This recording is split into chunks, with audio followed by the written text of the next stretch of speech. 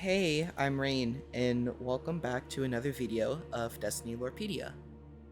In today's video, I'm going to be talking about one of my favorite characters within the Destiny universe. This character would be Eris Morn. Known to us as the Bane of the Hive, she has the most knowledge and logic regarding the Hive language, rituals performed, and overall lore of the Hive. I'll discuss the way she's helped us throughout the Destiny universe. Because Eris Morn is such a big character though, there is a lot to cover. Before I get into the video, I'd like to say that with Destiny Lorepedia, not only about lore, but also speculations or theories of my own, some information or opinions I may talk about won't have much evidence. But again, we do like to speculate and theorize here. If you do enjoy the video, consider leaving a like on the video and subscribing to the channel. It is absolutely free and it helps out a ton. Now, let's get into the world and mind of Eris Morn.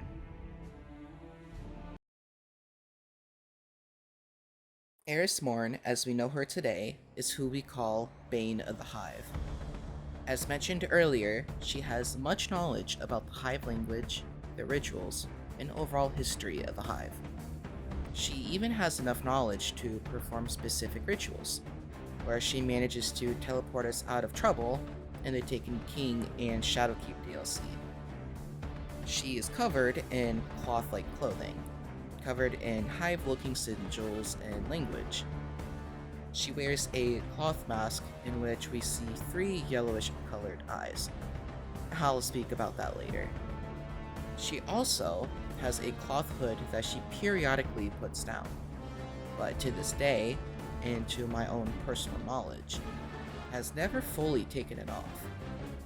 She's described as a very dark and twisty character, with an ominous voice, speaking with an advanced vocabulary and a wide span of wisdom. I also personally feel as if she has some kind of dark humor mixed into her character personality.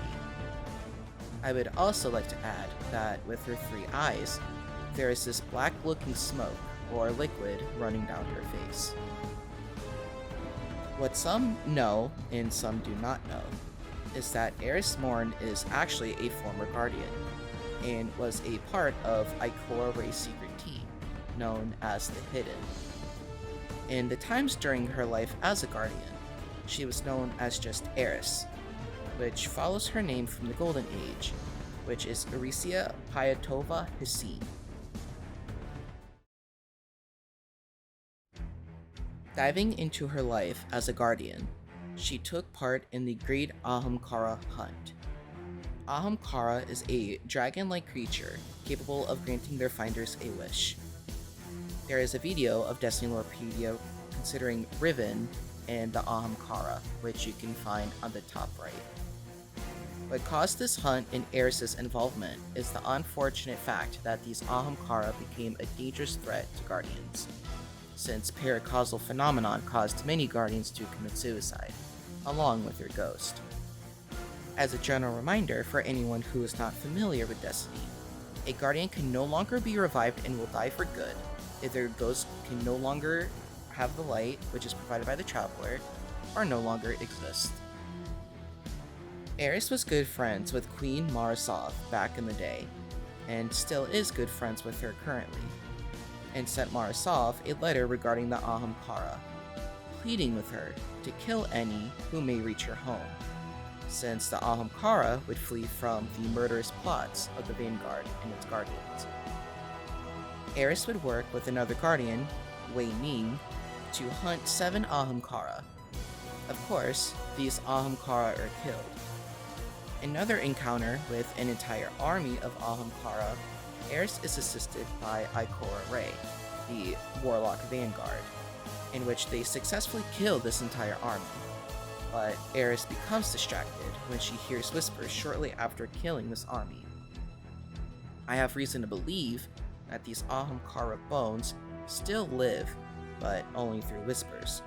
Therefore, with what is described as a mile-long path of Ahamkara bones, Eris is overwhelmed with these whispers.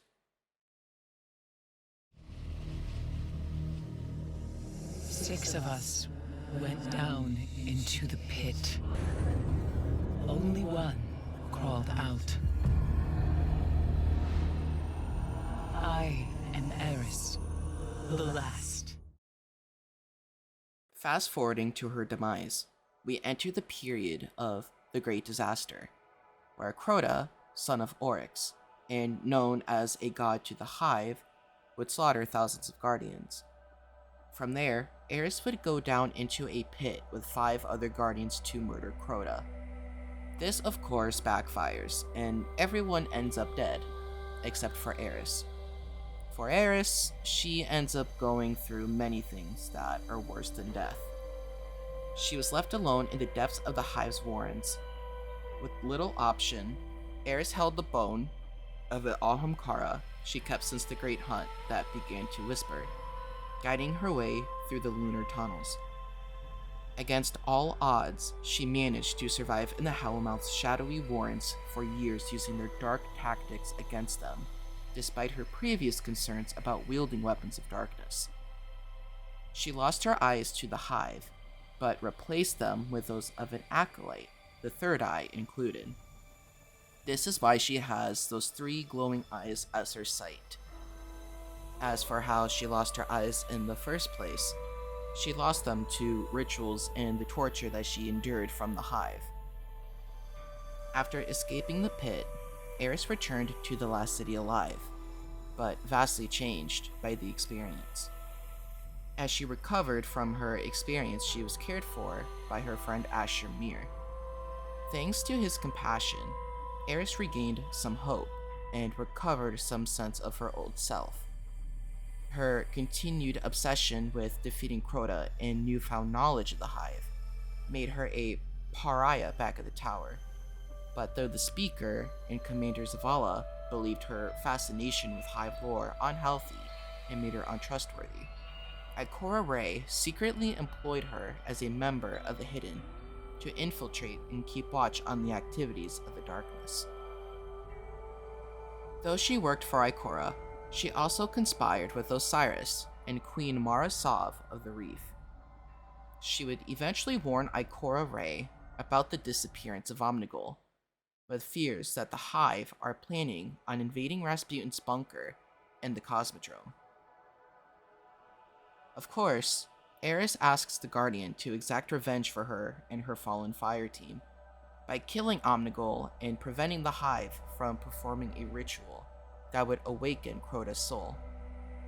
As per usual, the Guardian claims victory, and Eris thanks the Guardian personally, quoting, "Crota's soul is banished.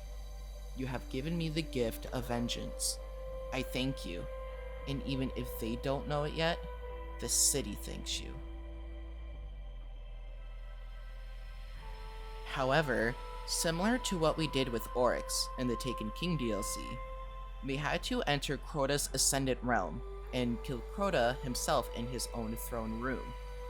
The Guardian is successful with this, killing Crota with his own sword.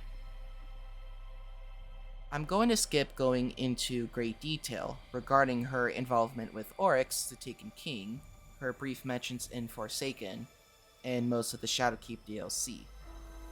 But, to break most of it down to simple terms, Eris was responsible for helping the Guardian and the Vanguard board the Dreadnought and providing insight to the Taken, as well as how to reach Oryx. She is briefly mentioned in Forsaken, but there is no real evidence of her existing in the game during the time of the Forsaken DLC. As for Shadowkeep, she was responsible for giving us the Dreambane armor that would help us board the pyramid that is sunken beneath the moon. However, going into the end of Shadowkeep, we see a cutscene of Eris communing with a statue. Just take a quick watch because this becomes a theory that I had at the time when this was released.